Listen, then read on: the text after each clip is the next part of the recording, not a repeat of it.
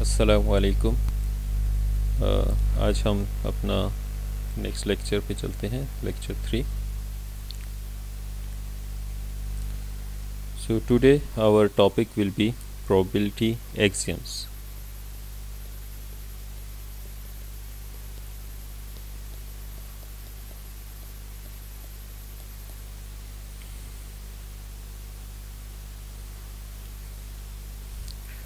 So probability axioms start करने से पहले हम ये देखते हैं कि we assign probability of any event.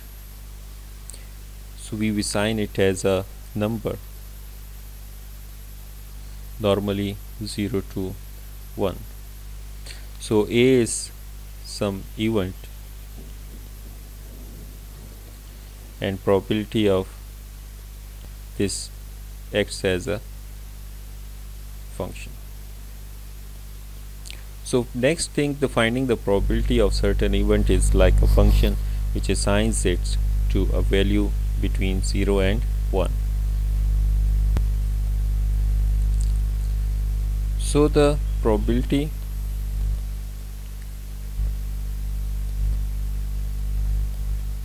of an event is the proportion of time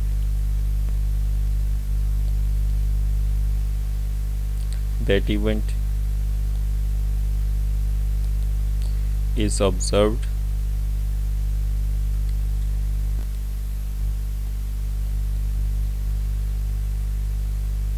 in a large number of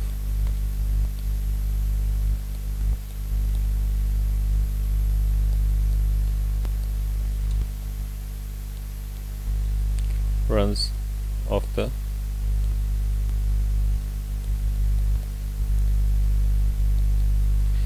So to understand this statement simply, sometimes we say that if we toss a coin, the probability of head is 1/2 or half, and the probability of tail is half.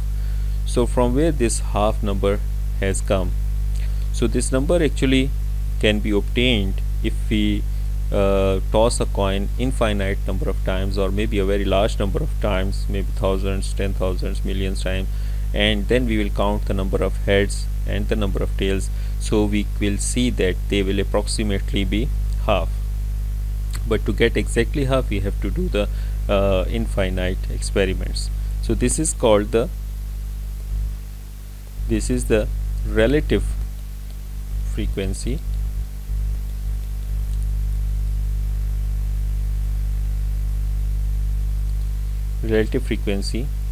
notion of the probability. So relative frequency means same thing. Frequency means something happens how many times in a unit time.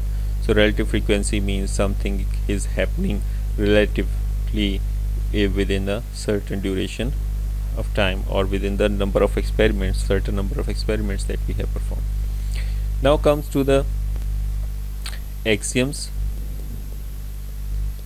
of probability. So axioms are the statements in mathematics which do not need any proof. They are accepted as it is. So the probability, a probability measure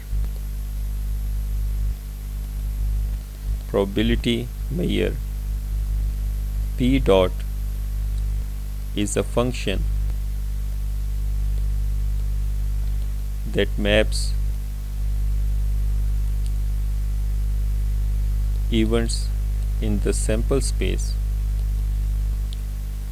to real numbers such that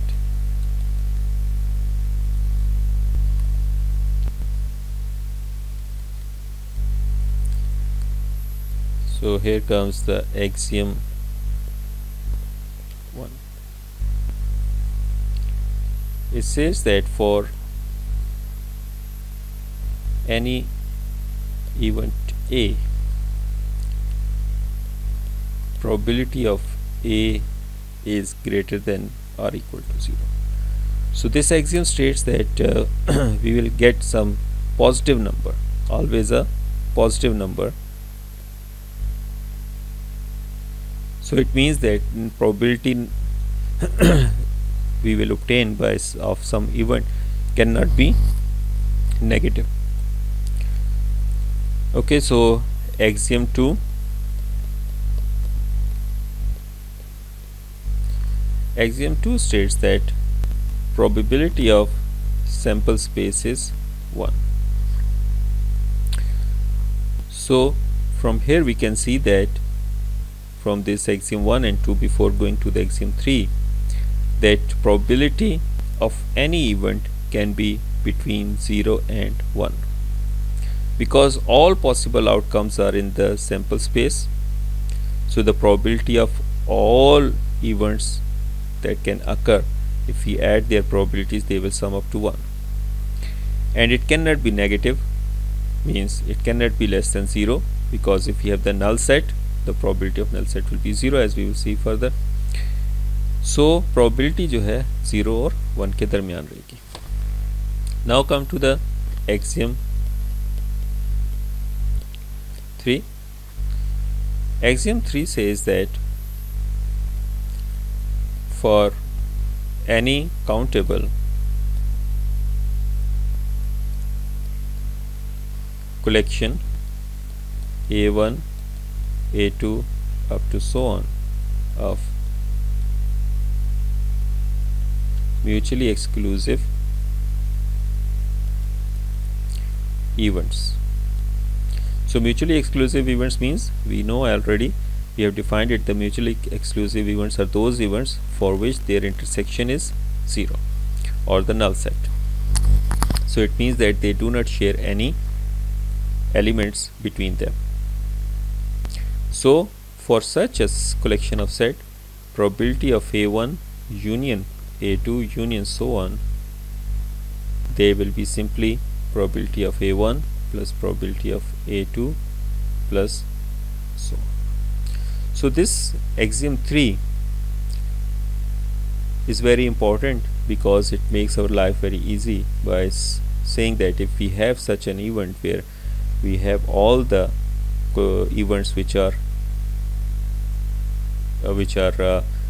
mutually exclusive, then we can have their probability of, we can add the probability of each event by finding them separately. Instead of finding the union of their and then finding the probability, we can find the probability of the each event and then add their probabilities, because numbers are easier to work on.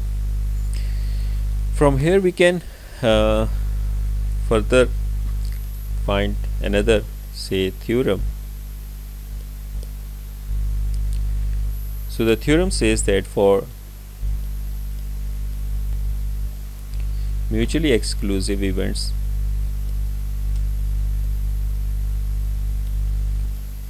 A1 and A2, probability of A1 union A2 is simply probability of A1 plus probability of A2. Similarly, we can extend this theorem to some further countable, m countable events. This is again a theorem. We don't need to prove each and every theorem in this course as per course requirement, so you just understand these theorems. If A is equal to A1 union A2 union up to union AM, and AI intersection AJ is equal to a null set for I is not equal to J, then probability of A can be written as summation of I is equal to 1 to m probability of AI. This is simply the extension of the axiom 3, but here we have chosen only some fixed number of events from A1 to AM. So this is just the sum notation. Most of the students already know this notation, that this is simply probability of A1 plus probability of A2 plus so on plus probability of A M. So this is the same axiom 3.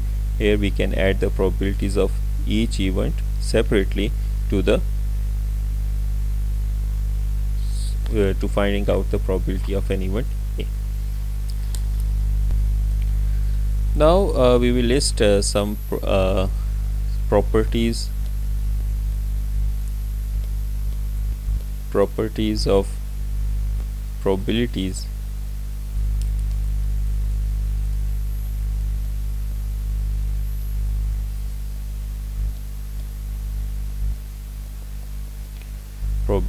that follow directly from the three axioms. We call it as a next theorem.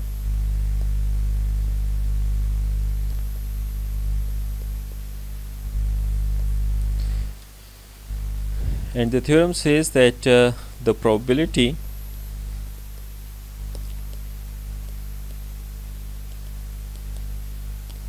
measure P dot satisfies a probability of a null set is 0. Now obviously probability of a null set is 0 because null set means there is no outcome in the event. So if there is no outcome, obviously there will be no probability. So probability of a complement of an event is 1 minus probability of A, which simply suggests that probability of an event plus probability of complement of the event is 1, because obviously they will constitute a union. A complement is S. The third one, for any A and B, now here we say that they may not be a mutually exclusive,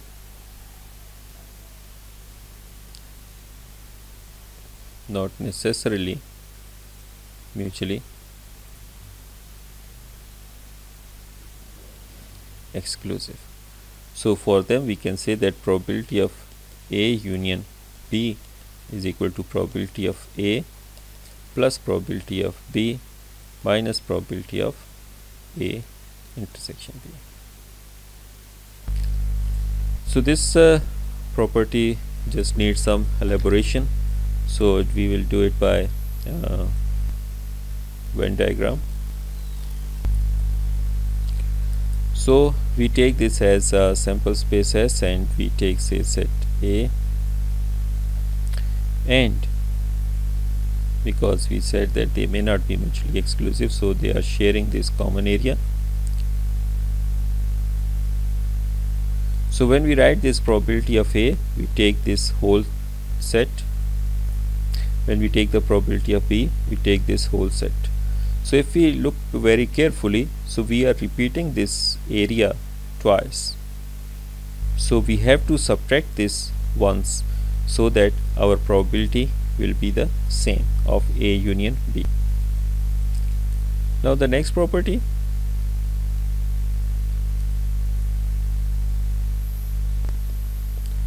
T, it says that if A is subset of B, then probability of A can be less than or equal to probability of B. So obviously we know that if any set is subset of some other set, so or any event is subset of any other event, so the probability of will always be less than or at max equal to that event. Now we can extend our definition of axioms further, and we define another theorem. Theorems को देख के आप लोगों ने डरना नहीं है, ठीक है. These are just properties and और हमें इनको प्रूव करने की फ़िलहाल इस कोर्स के हवाले से ज़रूरत नहीं है. So इस वजह से I am just mentioning and explaining their basic understanding. The probability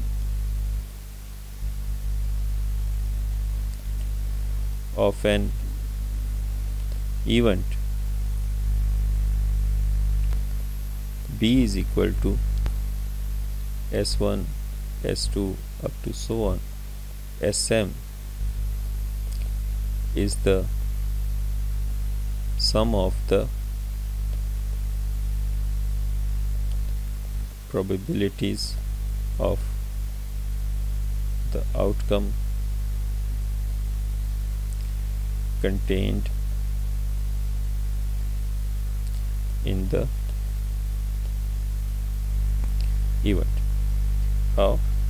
So probability of B is the sum of all the outcomes in the event, sum of all the probabilities of the events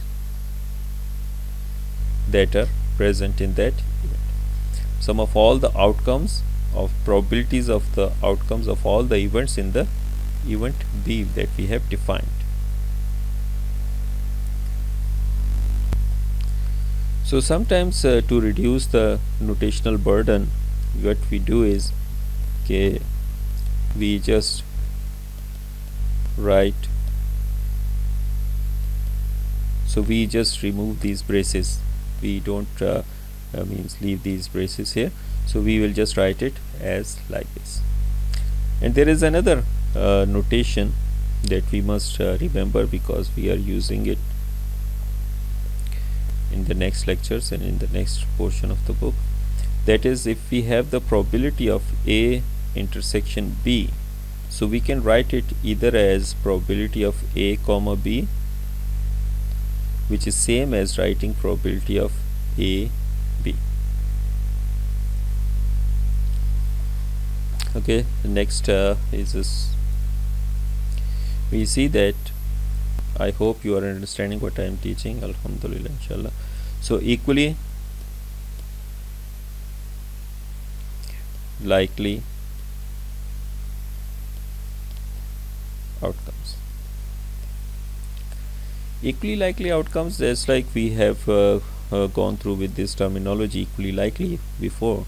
Equally likely means that all the outcomes are, means there is no other, means all the outcomes have the same probability to occur in a certain experiment. So in that case we say that all the outcomes are equally likely. So to define this, we define another theorem. So it states that for an experiment,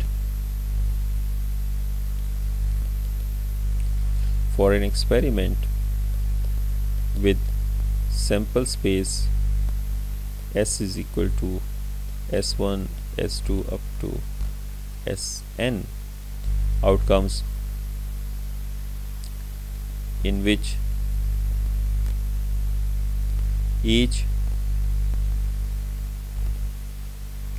outcome Si is equally likely. So when we say that they are equally likely, so if we have the n number of possible equally likely outcomes, so the probability of each outcome can be written as 1 over n. Here n is the total number of outcomes. So for I is less than or equal to n, greater than or equal to 1. So for all each elements, so this can be understood very easily by a very simple example. Or before that we can write it, if we define this P of Si is equal to the small p, so it means that P probability of any event or any outcome is 1 over n, or which means that np is equal to 1. So n is the total number of elements, or outcomes in a sample space, and p is the probability of each equally likely outcome. So product of that should be 1. So let's take understand this with a very simple example.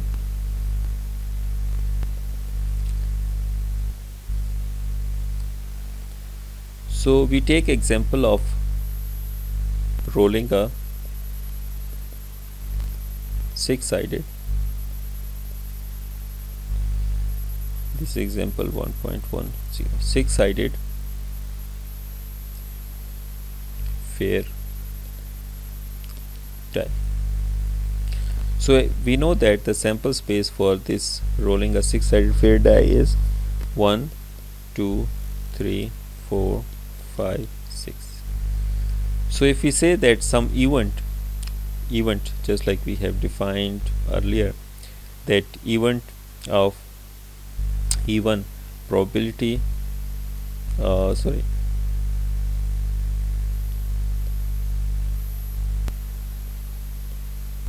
roll is 4 or higher. So it means that we have the elements 4, 5, 6. So probability of this event E1 will be probability of 4, 5, 6. As we know that this is a fair coin, so fair coin means that the probability of getting any side is the same. So here we can see that n is equal to 6. So it means that it will be a probability of 4 plus probability of 5 plus probability of 6. So probability of each event is 1 by 6 plus each outcome is 1 by 6, 1 by 6. So this is 3 by 6, which is 1 by 2. So let's take another example. Let's take another example. I will just paste the full question. It would be easy. So this is quiz 1.3 from the book, and it says that a student's test score T is an integer between 0 and 100, corresponding to the experiment outcomes S0 to S100. A score of 90 to 100 is an A, 80 to 89 is a B, 70 to 79 is a C, 60 to 69 is a D, and below 60 is a failing grade of F. If all scores between 51 and 100 are equally likely and score of 50 or less never occurs, find the following probabilities. So before finding the probabilities of these events that are given, we have to understand what is the sample space of this question. So by looking at this, that all the scores are between 51 and 100 and less than 50 never occurs. So it means that the sample space will contain S51, S52 up to S100. So here we can see that n will be not 100 but n will be 50. Now it's far easier for us to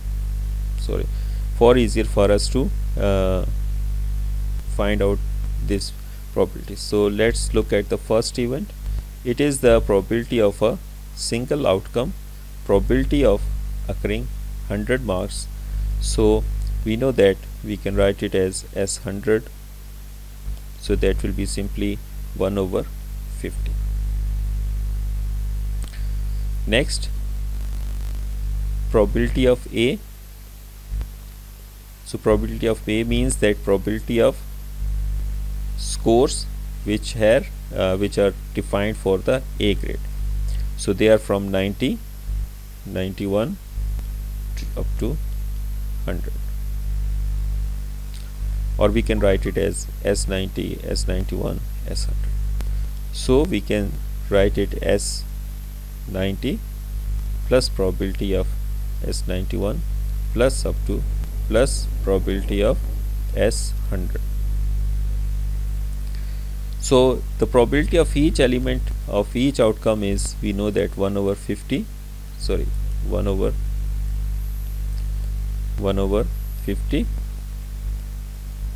plus 1 over 50 plus up to so on plus 1 over 50.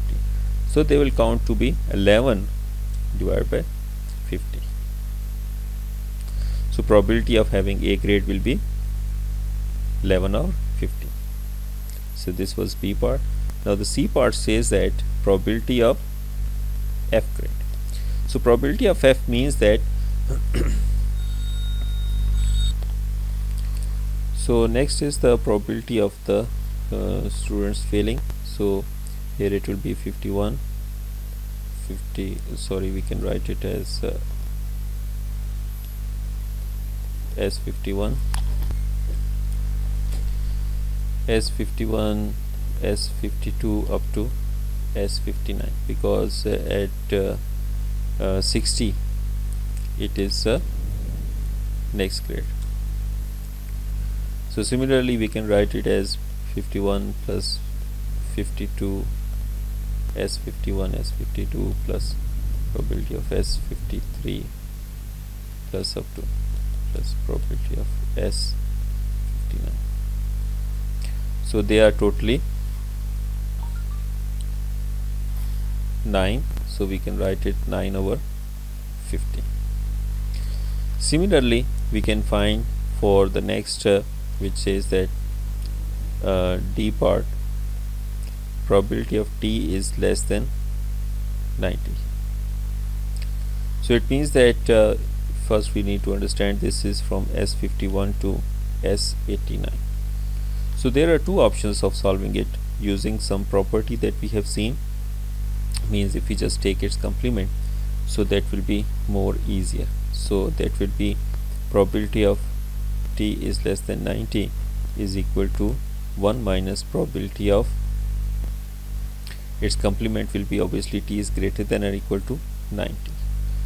So that will be, we know that from 90 to 100 we have A grade, so we know the probability of A grade is 11 by 50.